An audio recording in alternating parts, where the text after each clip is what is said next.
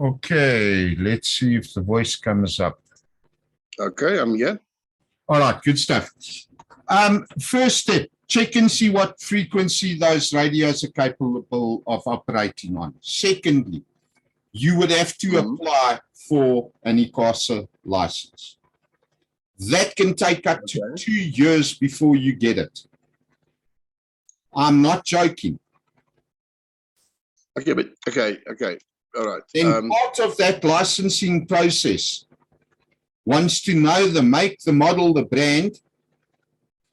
Let me see if I can give you an idea here. Let's go and share the screen quickly. Oh, but you're not on the PC, eh?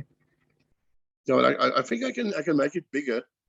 Once once you send it, I can enlarge it here. Oh yeah, no, I wasn't going to say send. I was going to share.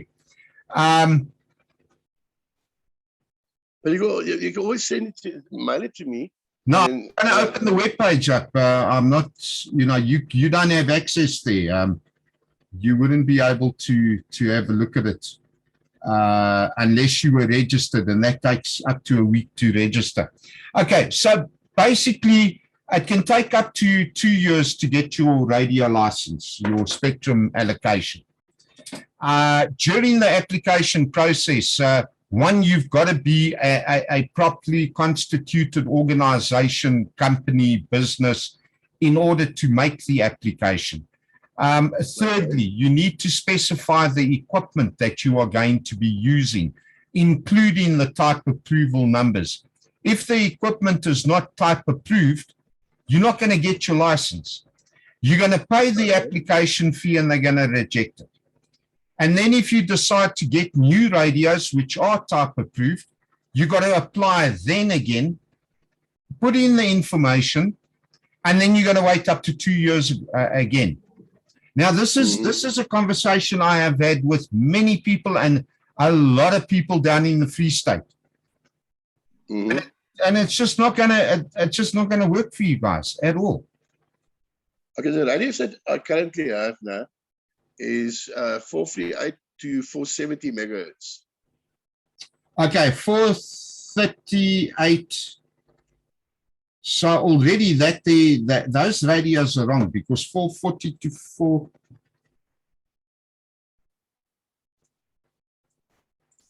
Give me a minute. Let me just confirm. No, it's definitely in that region, 438 to 470. And which radios are those good? That's the Kenwoods. I think the Motorola's running the same range as well. And then I've got a mobile base. Those are in the UHF spectrum. That the UHF, yeah. And of course, that now is going to, what is it that I'm looking for? I'm looking for the band plan. Where did I hide the band plan? Band plan. There. Of course, on UHF, your distance is also now shorter than the 2 meter side. It's halved. 70 cent. There we go. That's what I'm looking for. All right. So 430. I see. I've got a Crescent PT1 8100 as well, a mobile one. Yeah. But that one runs 438 to 490. Yeah. Okay. I just give me that one, the Kirasan. Which one? 438 to 490. No, the model number.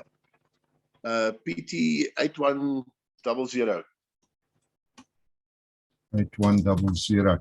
I just want to make sure that it's not an amateur radio, because if it is, you're not allowed to have it. I think this one also comes from a mine. There's a woman in Vryheid that has been. He gets his stuff pretty cheap. He installs for the mines their stuff in the cars and whatever. Yeah. And every now and then they rip out radios and they put in new radios, and he ends up with the overstock. So most of the mobile solutions that I've got was actually from him. All right, yeah, now this is a commercial rig, so firstly, you're not allowed to program it.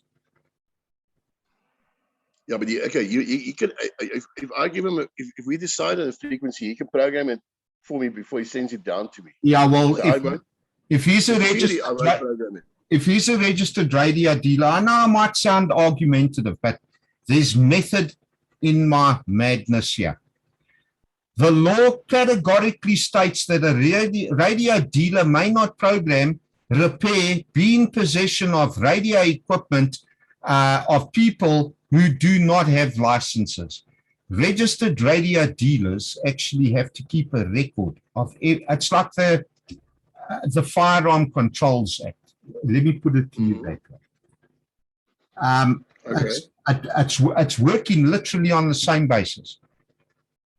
Okay. So you, Tienis, as an individual, if you got the kerosene in your bucky, for example, and the wrong policeman pulls you over, he's going to arrest you because you don't have a license for whatever frequencies are in that radio. Okay. This is some serious shit, and people don't realize it.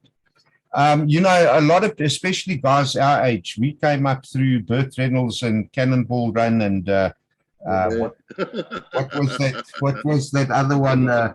Smokey and the Bandit, you know?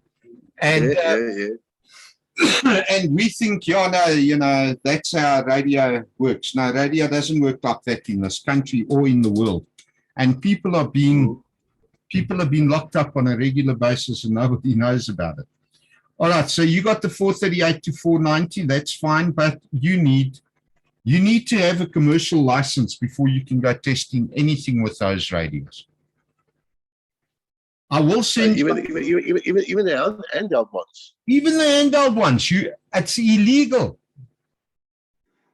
to do any programming on them until the only exception is the Zartek. Because the Zartek is a license-free radio. Any other, Baofeng, any model, SFE, any model, QYT, Kirasan, Motorola, Kenwood, you name it. If you don't have a license, you may not be in possession of that radio. Maybe what you should do is, now why's my PC hanging here? Just give me a minute. Something went funny. Okay. Maybe what you should do is just connect your PC to Zoom. Okay, let me do that. And then I'm going to share the screen with you. That on the screen you can actually. Okay, hold on. All right. So what we're looking for is a cost effective, the most cost effective. Oh, geez, those are in a small town of 80 or 100 people, maybe there's going to be 6 people that's going to be actively active on it. You know, just for the guy, you know, you call out and say, well, okay, this address has got a problem. Let me just kill this for where there's something now. Wait. This thing is now the meeting. Because there must be a cost-effective way of connecting 6 people in a town, which is not going to cost us a bundle. So there must be something. There must be a simple answer. Simple answer. There isn't. That's the simple answer. There isn't. Okay, so let's have a look. Can you see my screen here now? Yeah, I can see it. Okay, so I want the new regulations of 2015.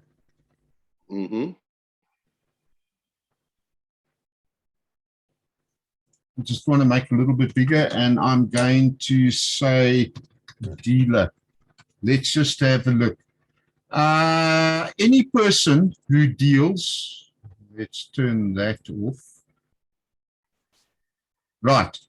A person who deals in radio apparatus personally or as an agent must be in possession of a radio apparatus certificate issued by the authority.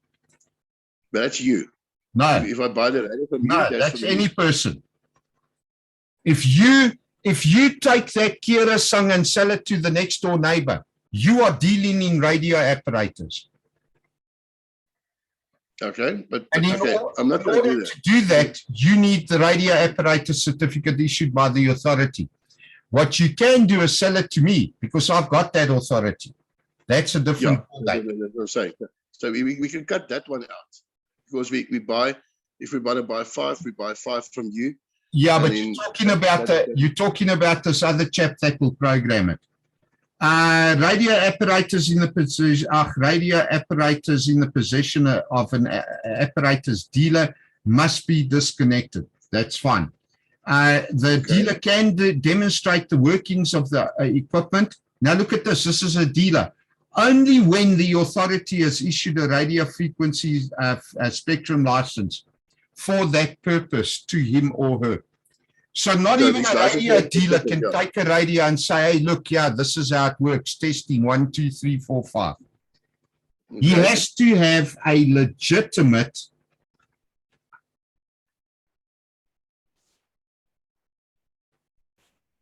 ICASA license. Okay. In this case, there's a simplex, there's a dealer, there's my repeater license. Okay. Okay. So that's a dealer, is not allowed to transmit.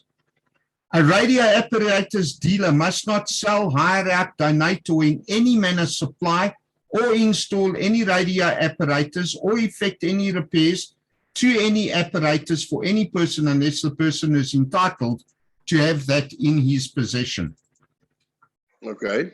Okay, a dealer must, in respect of any other device, other than a sound receiver or television set he has sold, hired out, donated, or supplied in any manner, was repaired or installed, keep a register.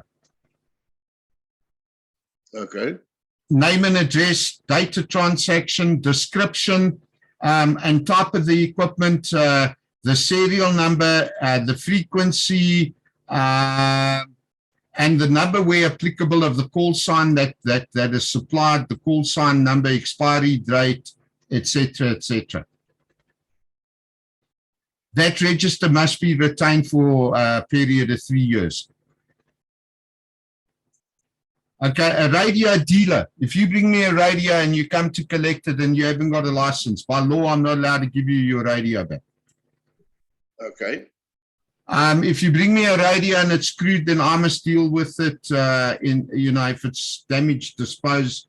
I must dispose of all obsolete equipment or e-waste in a responsible manner. In other words, don't just throw it in the bin. Okay. Okay, that's just if any of the details change.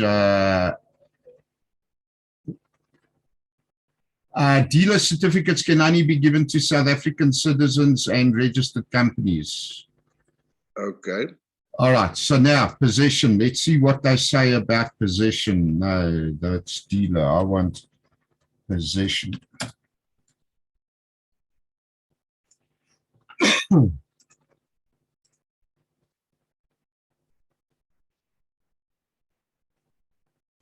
Now that's got to do with the Zartek. The authority may restrict the possession of radio operators to the assigned radio frequency spectrum, or as may be reasonably justified. So they can, in actual fact, insist that it's locked. Possession of radio apparatus and or use of radio frequency spectrum for which a radio frequency spectrum license is not required as stated in Annex to B. That's our Zartex. Yeah, that's that free frequency. The license free, correct. Yeah. Okay. That's just the duration overall. This is the dealer that we spoke about. Still dealer.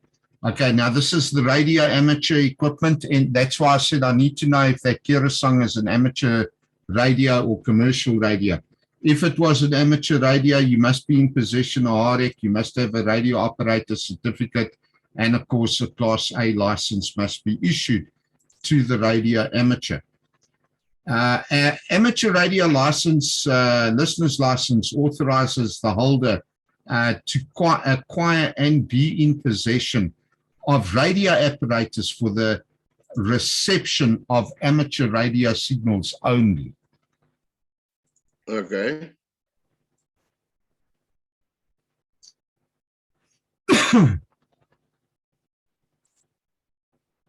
No person. I said section 33 or 35. I couldn't remember which one. Yeah.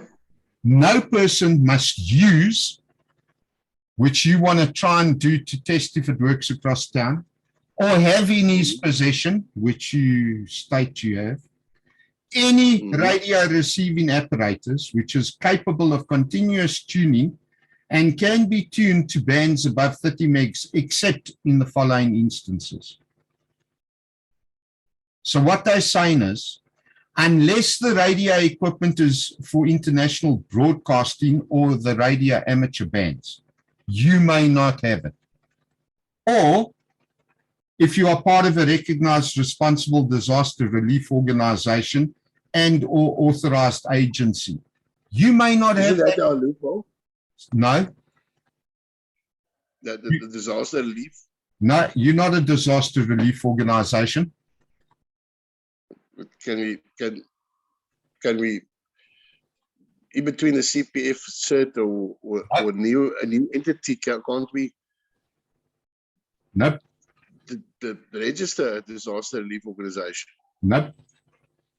Because they haven't defined what a disaster relief organization is. That's what I'm busy dealing with legal with at the moment, because I want to know what they mean by a disaster relief organization. There will be a definition somewhere in the Act. No, there isn't. What they consider. No, there isn't. Oh, fuck. Okay. Or whereby the authorities' prior approval was obtained. So, bottom line, and I must try and find where I did the Baofeng letter. So it comes down to begging. Just tell them, listen, please, let's give us a free, or give us a permission to use a frequency range, or you've got to have a license for a frequency that can then be programmed into the radio, which then and only then may you be in possession of it. So on the 23rd of February 2022, ICASA, David Drew, wrote a letter to, and in this case it was redacted by me, but it was actually written specifically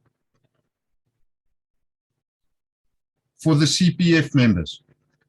It has been brought to the authorities' attention that many radio users, especially community police forum members, have purchased and are currently using such programmable Baofeng radios on their radio networks. These radios, in particular being the Baofeng UV5R, may be ICASA type approved but are deemed illegal to use or have in your possession due to the following. In terms of the radio frequency spectrum regulations of 2015, section 35, which states that no person must use or this is what I've just read to you.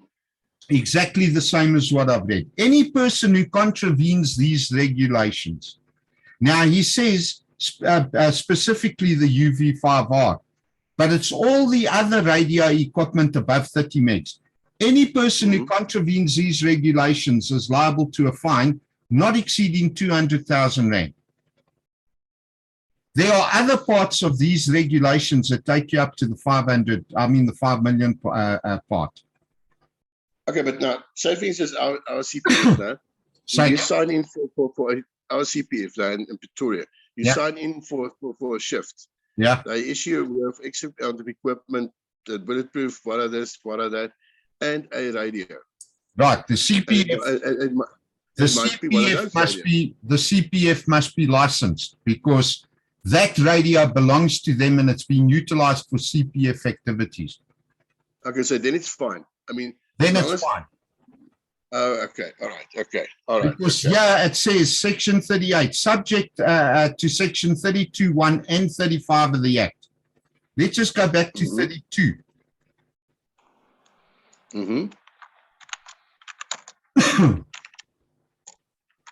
Okay, so yeah, they're saying, yeah, no profanity, what. I don't know why they put it in at 30, 35 and 32. 32(1) and 35 of the Act, no person may possess any radio apparatus except and in accordance with the radio frequency spectrum license granted by the authority. In other words, it has to be one of these in particular. Shit. They're cutting us off at the knees here. I mean, yeah, but there's a reason for it. It's called security.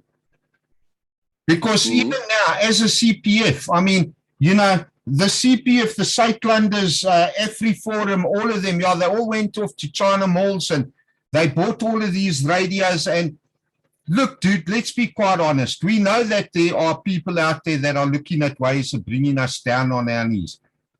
They also went to China Mall and bought all the radios and they're listening to all the frequencies. So every time a CPF comes up and says, okay, here's what we're going to do, you're not winning because somebody's heard it and they've avoided it. Suidlanders think that, yes, they're going to give out an instruction, yeah, use the November 1 to get out of Joburg and head for the Free State. Dude, by the time that the guys get to Grasmere Toll Road, that highway is going to be at a standstill. You know what's easier? If you want to take out the community, you don't go house by house, street by street.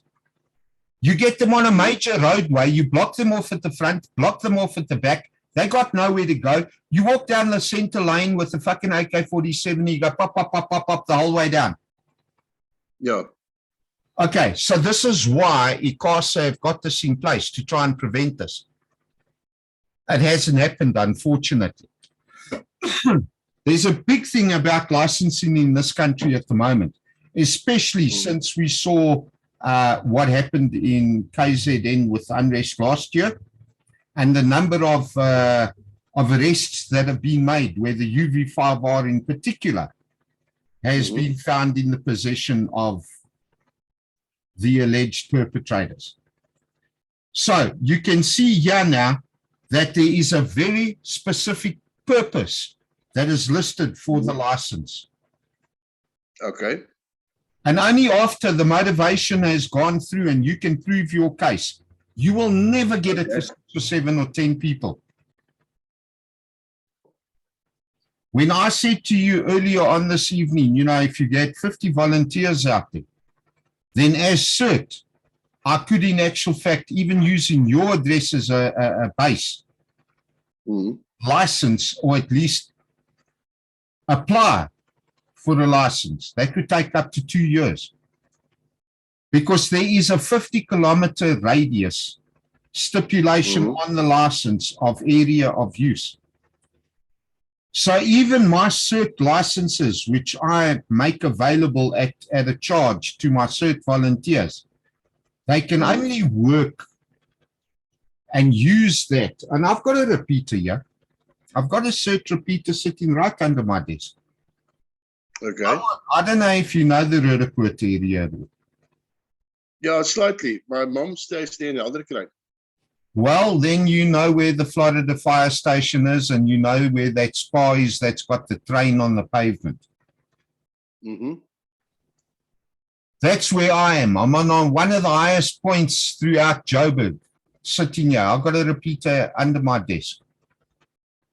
Specifically for emergency communications network for the volunteers. This is my CERT.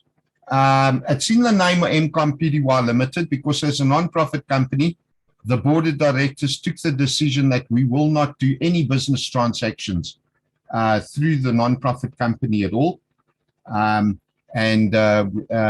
board have signed a cooperation agreement with MCOM PDY Limited, of which I am a director, due to the various benefits CERT doesn't have to have the dealer license. MCOM's got the dealer license. We've got the infrastructure. MCOM can purchase from the distributors. CERT wouldn't be able to. They'd have to go through vetting and all this. I mean, it just becomes a ball ache. I'd have to employ an accountant just for CERT. Yeah. Now we've got... It's a nightmare, admin nightmare, yeah.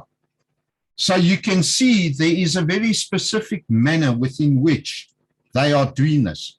This radio does not comply to certain technical parameters and is in the process of having the type approval revoked. Now, Drew has written back and he's confirmed, because the first thing I did when I saw this, I wrote to him and I asked him, dude, did you actually write this letter? I just want to make sure this isn't fake news. He wrote back, he said, no, I wrote it following complaints from the CPFs, or about the CPFs in the Free State in particular. I think the other one that he said was Limpopo. I need to just confirm that. Shit. Oh, man. You said the letter, let me open it up full, maybe I'll see it. Referred to as legit communique that I sent to AfriForum.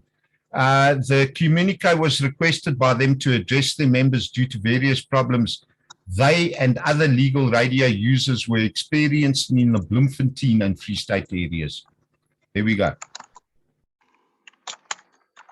Shit. This gives me a lot of thought now. I mean, we have to go through all the options now. See what the hell is our options there. You see, as a CPF, I'm telling you, you're screwed.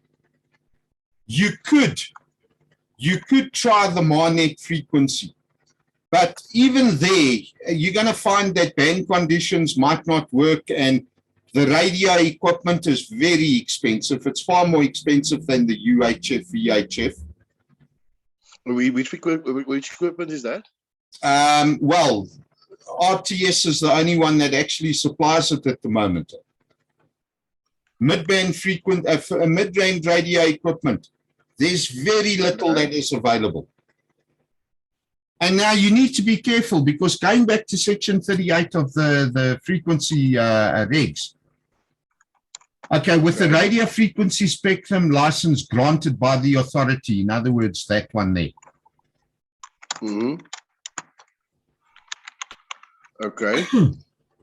Or exempted from a license, the ZARTEC, or subject to the required type approval of the operators. Okay, okay, but now the obvious problem with those license-free type of handhelds is they've got a limited range. Absolutely. They've got predefined frequencies. Correct. So somebody else in theory just buy another one of them. Whereas you can program it, you can make it as difficult as possible for them to get onto your frequency. No, not going to happen. Not going to happen. What is our best option if we go for a license-free type of handheld? What? I mean, you've got one option. ZARTEC. Is ZARTEC the best option? It's the only option. Only option. It's the only type approved license-free radio in the country. Okay, and I suppose, I mean, we're using the small type 8s to 4s now because we used it for festivals. I suppose that ZARTEC, they've got a bigger range. I haven't seen their range lately.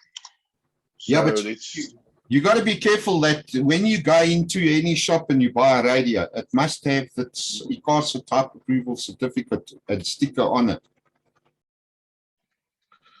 Okay, which of the models do you have personal experience with of the ZARTECs? Well, only that little mini one That's it. There is only one type approved one.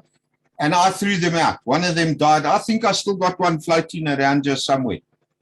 I don't supply the Zartex at all because there was one other supplier that came up, which is not a Zartex price at all. Okay. This is the TF555. It's a Hytera, license free. And I just want to see, I want to stop the share here now. Okay.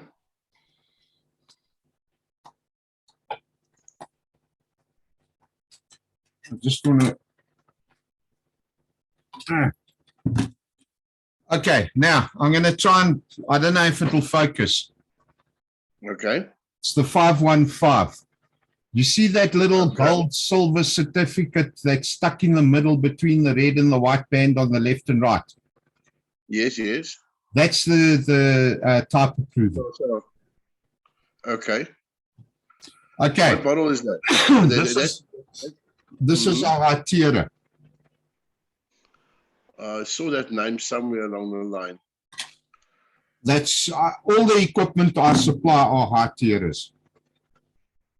I see. The thing is, I'm looking just for interest. I googled it quickly now. They've got a Zartex Z8758 license free.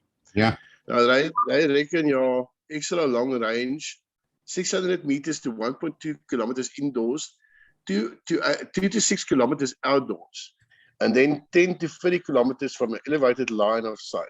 You know what they didn't put on that that listing that they've got there? That fire cannot burn your hand. Okay. You can't defy the principle of physics. Yeah. And they're trying to tell everybody, look, you know, we'll make the radio bigger to give you a greater distance. No. If you transmit it half a watt, you transmit it half a watt. And half a watt, depending on weather, temperature, conditions, obstacles, obstructions, battery temperature, the angle of the antenna, all of that comes into play and affects it. No, this is also a half a watt. It's 500 milliwatt. 500 milliwatt. That's exactly half a watt. But the question is the Zartex type approved? They say, they are. They don't especially mention it. They just say it's a license free. So I assume it's approved. No. Don't assume. I can't actually. Oh yeah, approved by ICASA. No, they actually say it. No. Half of the shit coming out of China has got a little stick on it that says ICASA approved. It's not. Where does a due diligence now lie with something like that?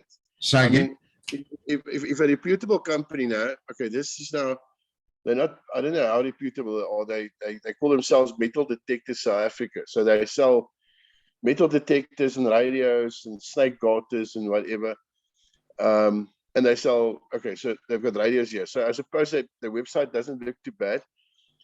I mean, if they say to you, this is a license-free radio, and there's a approved by ICASA sticker on it, is that not enough for due diligence to say, well, okay, man, the dealer said to me, it's license-free, ICASA approved, there was a sticker on it.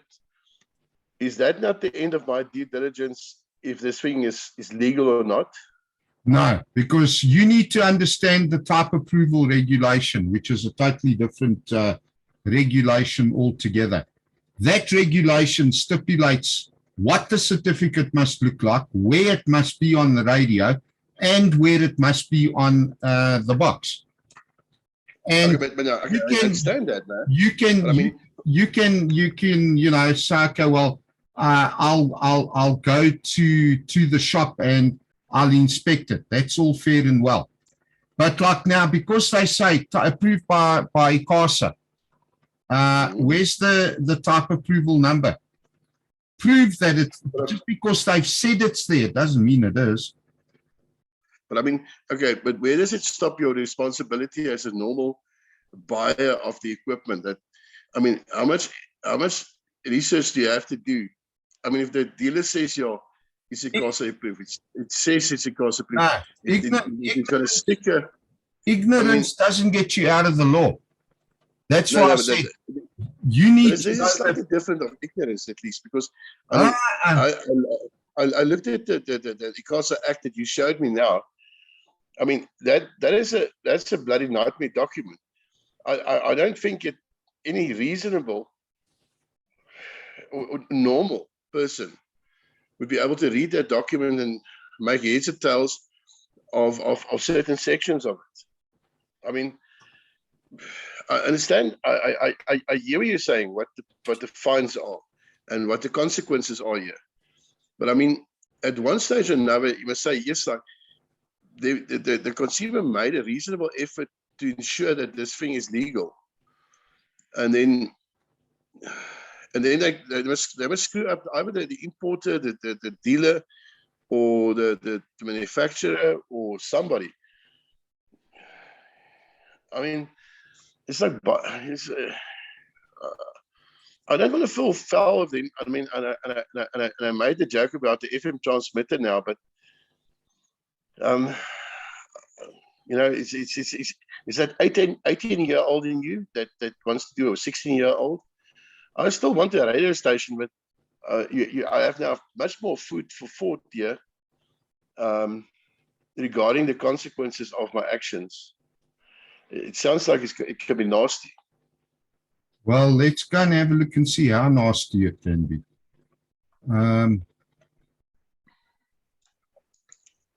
I've shared the screen again. Okay, I'm catching up. Yes.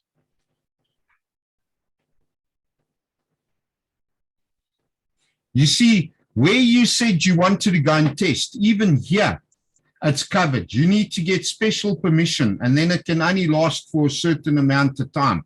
The duration of the trial, 3 months. You know, so you got to go through a whole shit process, and you got to get the license for it. You need to pay the rights, the application fee. You need to pay everything else. So, starting now with the offences and penalties. 11, 13, 7, 38. That was one. We said 35, 32, 35, 38. 200,000 rand. 150 up to 100 there. 200,000 there. And so we go on. 250. Yes, 5 million.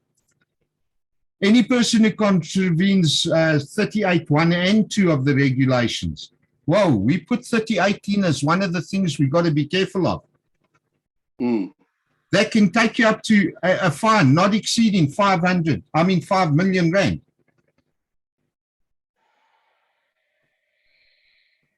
$12 months, but not exceeding 5 years.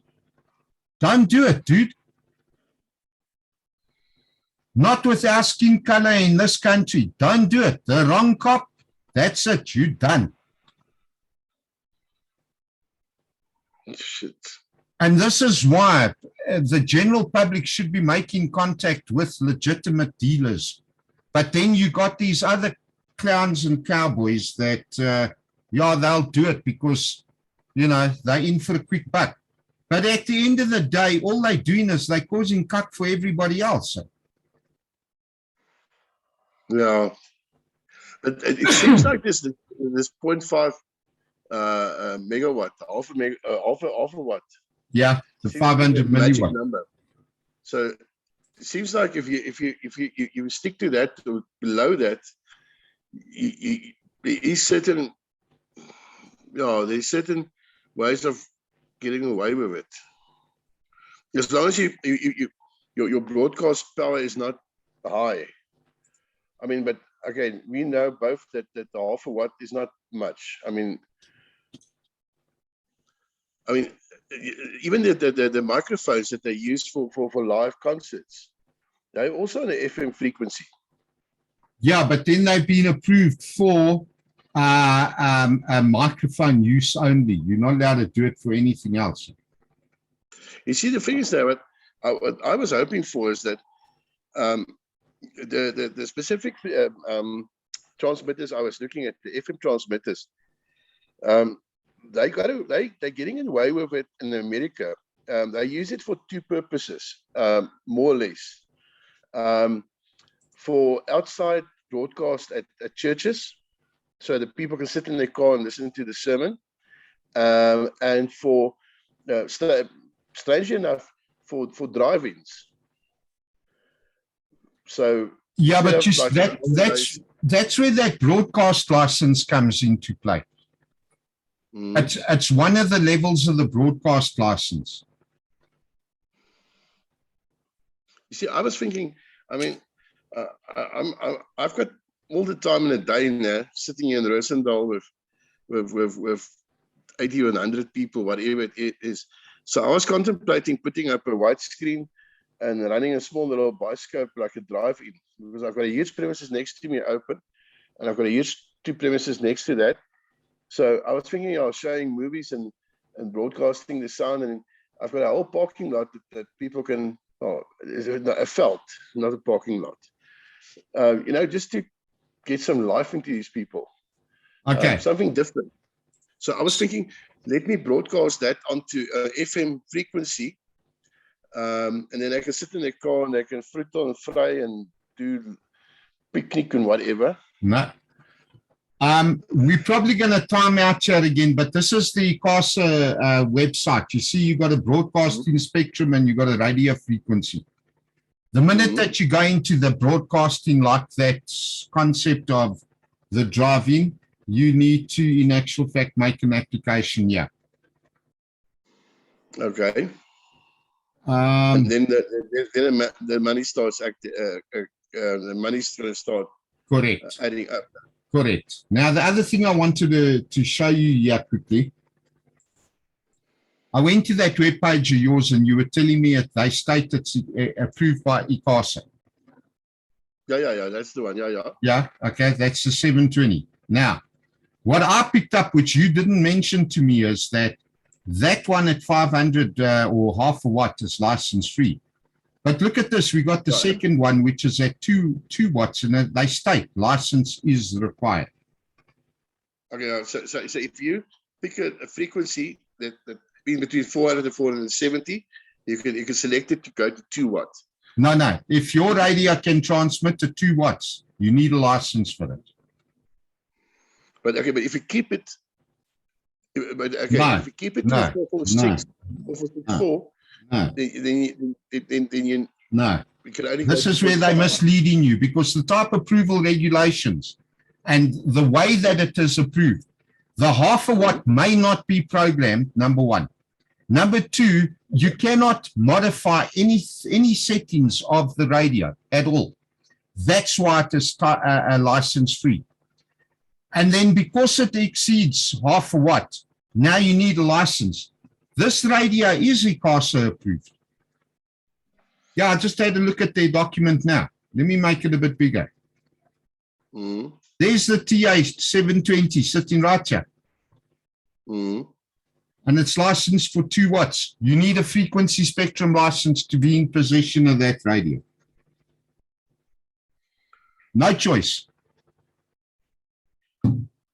You see, and most probably they get the distances where they say 6 kilometers to 30 kilometers outside now. Yeah, based on the 2 watts. No, it's not on the 0.5 watt. It's actually on 2 watts. Correct. So that's how they can do the distance, because the thing is running on a high wattage. Correct. Yeah. Okay. All right. So this is why I say at the end of the day, it's up to you to, in actual fact, ensure that you are above board. And that's why you need people like me to tell you, don't do it, you can't do it, you're not allowed to do it. The only way that we can do it is as follows. And at the end of the day, it's not going to happen. Okay. All right. I've got lots of things to think about. Big time, eh? I've got no idea what the Motorola models are. So I have to drag them in and see what they actually are. I have to speak to this dude in Mauchi. What's his name now? Telakoa. He's now the chairman of the CPF at the moment. See what is their plan of how do they handle this? I mean, obviously, as I said, our CPF in Pretoria, we must have a license. And Jan actually mentioned this to me since we've got the repeater up there. So they're licensing a frequency or frequencies. So, but I don't think this guy, either they've got no communications or they rely on cell phones, or they're not actually doing anything. Maybe they're not patrolling anything, or they are not going out to sites. Or that's the only thing I can think of. I mean, I can't see a CPF operating without communications. So they must either use telephone or illegally, or because I don't know where they get the money. I can't see where they get money for these licenses. Yeah, that's why it makes it very difficult. And that's why I said, as CERT, we could look at licensing 50 plus users in the area. But then even that is going. Well, that's what is the cost around about that? It's a couple of $1,000 a year for the licenses.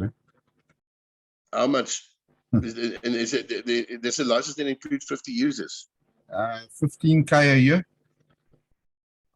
So it's okay. So and that's if they're going to give you the license to start off with. And the problem is that I don't think I'm going to get 50 people in the first place. So you're most probably going to split that 50K by 10 people, maybe. Yeah, that's right. No solution, dude. There is no cheap solution. $500 a month at least. Yeah. Unless you convince the people and say, "Oh, listen, security is important," and then let the people sign up as patrons, and then it would be easy. You've got a couple of houses that. Okay, maybe, we're gonna time out, eh? Yeah. Okay. Let us speak later on. Let me think about everything we said so far tonight. Okay. And, I'm going to compile a couple of questions and then you speak again. Okay, cool. But this was very informative. And think carefully about the disaster side of this in particular.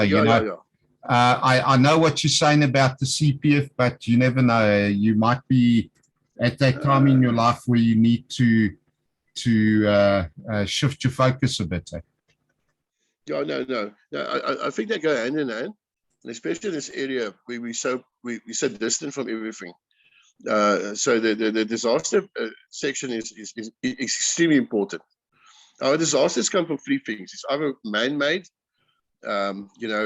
unemployment and stuff like that, or ANC created, or nature created. Yeah. So you can boil it down to those three things. So yeah, that is still important, extremely important. Yeah. You can't have to worry about the other. Yeah. Okay. Thank you very much. I appreciate all the time. And we'll definitely speak.